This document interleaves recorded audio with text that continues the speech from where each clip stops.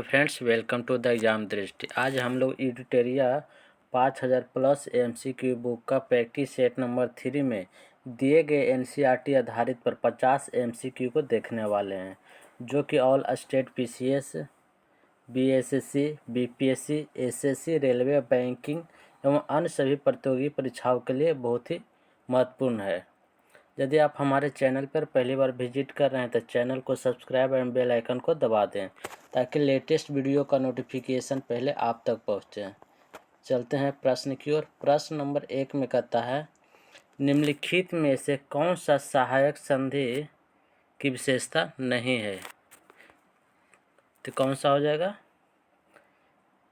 Option number B, यानी कि देशी रियासतों की आंतरिक शासन कंपनी के अधीन होगी, जो कि गलत कथन है, बल्कि देशी रियासत की आंतरिक शासन कंपनी के अधीन नहीं था। इसके अलावा और सभी ऑप्शन देख लेते हैं। कहता देशी रियासतों को एक ब्रिटिश रेजिमेंट में रखना होता था और देशी रियासतों की विदेशी नीति कंपनी के अधीन होगी और कंपनी की सेना का खर्च रियासत उठाएगी।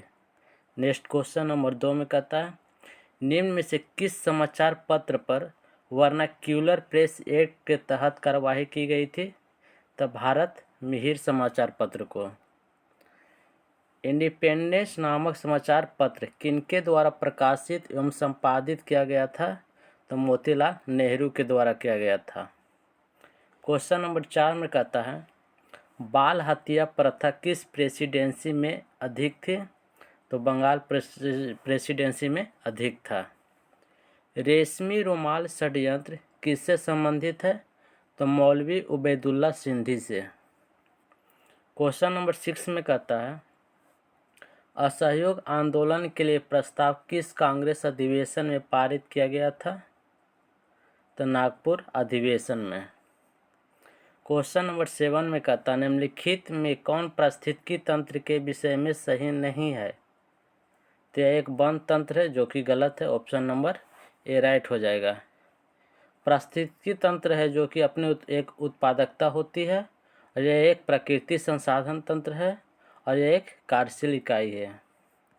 क्वेश्चन नंबर 8 में कहता है, निम्नलिखित में से कौन प्रसिद्ध जैविक हॉटस्पॉट है? तो पश्चिमी घाट। किस चक्र के संचालन में सौर विकिरण की महत्वपूर्ण भूमिका होती है? तो जल चक्र का। ऑप्शन नंबर बी राइट हो जाएगा। क्वेश्चन नंबर 10 में कहता है, गौतम बुद्ध ने संघ में भिक्षुणी यानी कि स्त्री की प्रवेश की अनुमति कहाँ दी गई थी?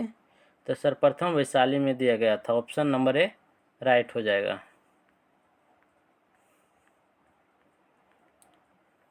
क्वेश्चन नंबर 11 में कहता है, भारत के किस क्षेत्र में सर्वाधिक दैनिक तापांतर पाया जाता है? तो मरुस्थलीय क्षेत्र में पाया जाता है। ऑप्शन नंबर सी राइट हो जाएगा। 3 जनवरी को उपसौर की घटना होती है, तो इस दिन क्या होता है? तो इस दिन पृथ्वी सूर्य की सबसे न्यूनतम दूरी होता है। ऑप्शन नंबर सी राइट हो जाएगा। और 4 जुलाई को अपसौर की घटना घटता है, जिस दिन में पृथ्वी और सूर्य के बीच अधिकतम दूरी होता है। नेक्स्ट क्वेश्चन कहता, कौन सी भूकंप तरंगें सबसे अधिक विनाशकारी होती है? तो एल तरंगें। निम्नलिखित में से कौन सही सुमेलित है, जो बताना है? तो मैग्नीट्यूड रेखा जो कि फ्रांस और जर्मनी के बीच है, जो कि सही सुमेलित है। रेड क्लिफ रेखा जो भारत और पाकिस्तान के बीच स्थित है। डुरंड रेखा भारत और अफगानिस्तान के बीच स्थित है, जो कि ध्यान में रखिएगा। क्वेश्चन नंबर 15 में कहता है, निम्नलिखित में से कौन सी पर्वत श्रृंखला सबसे लंबी है? तो एंडीज श्रृंखला हो जाएगा। ऑप्शन नंबर डी राइट हो जाएगा। क्वेश्चन नंबर 16 में कहता है, किस अधिनियम द्वारा केंद्रीय बजट को राज्यों के बजट से अलग कर दिया गया था? तो भारत शासन अधिनियम 1919 के द्वारा।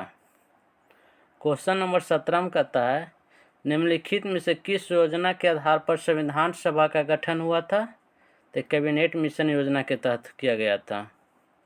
क्वेश्चन नंबर 18 में कहता है, अंतरिम सरकार के गठन की घोषणा कब की गई थी? तो 24 अगस्त 1946 को।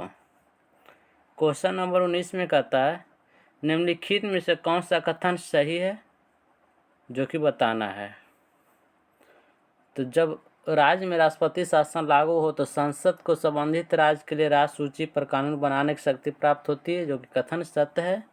और राष्ट्रपति शासन के उपरांत भी संसद द्वारा बनाया गया कानून प्रभावी होता है। ऑप्शन नंबर सी राइट हो जाएगा, दोनों कथन सत्य हैं। क्वेश्चन नंबर 20 में कहता है अनुच्छेद 54 का संबंध निम्नलिखित में से किससे है? तो राष्ट्रपति के निर्वाचन से संबंधित है। क्वेश्चन नंबर 21 में कहता है निम्न कथनों में से कौन सा गलत है जो बताना है? तो ऑप्शन नंबर सी दिए गए कथन जो कि गलत है। कहता राज्य लोक सेवा आयोग के अध्यक्ष या सदस्यों को वेतन भत्ता राज्य संचय निधि से दिया जाता है, जबकि पेंशन भारत से संचय निधि से दिया जाता है, नहीं बल्कि राज्य संचित निधि से दिया जाता है। क्वेश्चन नंबर 22 में कहता है वित्त आयोग के संबंध में निम्नलिखित कथनों पर विचार कीजिए। उपर्युक्त में से कौन सा गलत कथन है जो बताना है? तो वित्त आयोग में एक अध्यक्ष पद और 2 सदस्य होते हैं, जो कि गलत है। और इनका कार्यकाल राष्ट्रपति के आदेश पर के तहत तय होता है, ये कथन सत्य है। इनकी पुनर्नियुक्ति नहीं हो सकती है बल्कि होती है, यानी कि ऑप्शन नंबर बी राइट हो जाएगा। केवल 1 और 3 गलत है। क्वेश्चन नंबर 23 में कहता है निम्न में से कौन सा आरबीआई की मौद्रिक नीति की मात्रात्मक उपकरण है? तो वैधानिक तरलता अनुपात, नगद आरक्षित अनुपात, खुले बाजार की क्रिया, यानी उपर्युक्त तीनों कथन सही है। ऑप्शन नंबर डी राइट हो जाएगा। प्रधानमंत्री किसान संपदा योजना का मुख्य उद्देश्य क्या है? तो खाद्य प्रसंस्करण को बढ़ावा देना। ऑप्शन नंबर सी राइट हो जाएगा। क्वेश्चन नंबर 25 में कहता है निम्नलिखित में से कौन सी समिति FRBM अधिनियम से संबंधित है? तो NKC समिति। क्वेश्चन नंबर 26 में कहता है निम्नलिखित में से कौन सा संस्थान न्यूनतम समर्थन मूल्य के बारे में भारत सरकार को सिफारिश करता है? तो कृषि लागत एवं मूल्य आयोग के द्वारा। ऑप्शन नंबर सी राइट हो जाएगा। क्वेश्चन नंबर 27 में कहता सीता अध्यक्ष का संबंध था तो भूमि कर विभाग से। ऑप्शन नंबर सी राइट हो जाएगा। क्वेश्चन नंबर 28 में कहता कश्मीर के क्षेत्रीय इतिहास का सजीव वर्णन मिलता है तो राज तरंगिणी से। सिजदा व पैबोस प्रथाओं की शुरुआत निम्न में से किसने किए थे? तो बलवन के द्वारा किया गया था। ऑप्शन नंबर बी राइट हो जाएगा। क्वेश्चन नंबर 30 में कहता उत्पी कौन था? तो उत्पी एक इतिहासकार थे। ऑप्शन नंबर ए राइट हो जाएगा। क्वेश्चन नंबर 31 में कहता शेर शाह के बारे में कौन सा कथन असत्य है जो बताना है? ऑप्शन नंबर सी राइट हो जाएगा। शेर शाह का मकबरा दिल्ली में नहीं बल्कि सासाराम में है।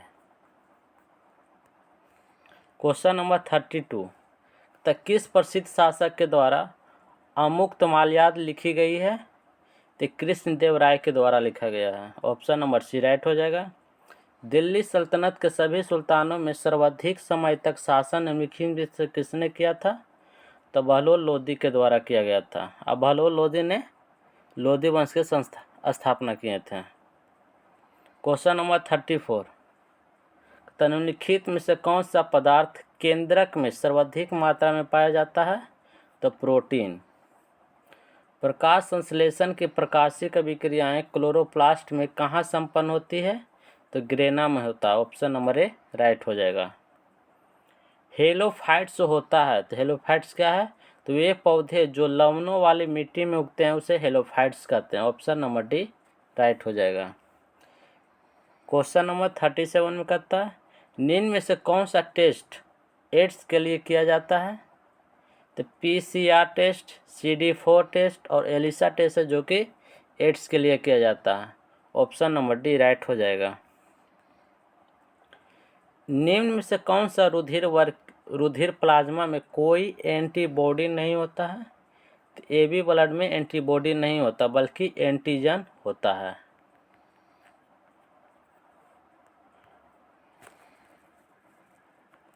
क्वेश्चन नंबर 39 में कहता ट्रिपल वैक्सीन DPT में कौन सा एक नहीं होता है? तो DPT के अंतर डिप्थीरिया, पर्टूसिस और टिटनेस आता है। बल्कि पीलिया नहीं आता। ऑप्शन नंबर बी राइट हो जाएगा। अल्फा कण का द्रव्यमान हीलियम के एक अणु के बराबर होता है। इसके आवेश किसके बराबर होते हैं? तो 2 प्रोटॉन के बराबर। ऑप्शन नंबर सी राइट हो जाएगा।